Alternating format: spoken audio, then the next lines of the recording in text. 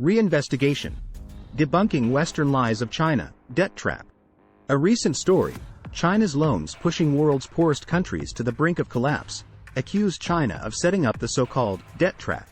But does this allegation hold water? On-site investigations in several countries, Pakistan, Kenya, Zambia and Sri Lanka, present a contrasting perspective. The biggest lender isn't China. Kenya's external debt stood at US $36.66 billion, March 2023. Kenya owed Chinese entities a $6.31 billion, but the largest chunk of Kenya's debt, -$17 is owed to the IMF and the World Bank.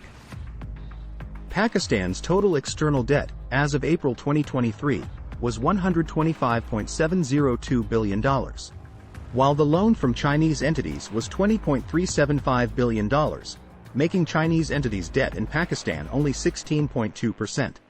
Meanwhile, Sri Lanka's existing external public debt is $27.6 billion, with Chinese entities' share only at $3 billion, 10.8%.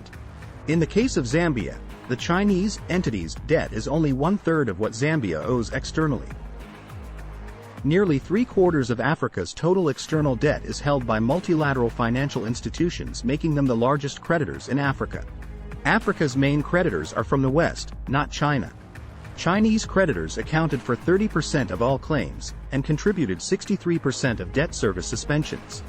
Among G20 members, China has provided the largest debt relief overall. Who's to blame? The U.S. Federal Reserve's interest rate hikes, global commodity price cycles, economic structures of developing nations, COVID-19 and the Ukraine crisis have all led to a liquidity shortage. The so-called debt trap is a narrative trap imposed on China. Debt suspension and relief should be a collective effort, multilateral, bilateral, and commercial. It is unjust for only one side to bear the burden of debt reduction while others are exempted from their responsibilities.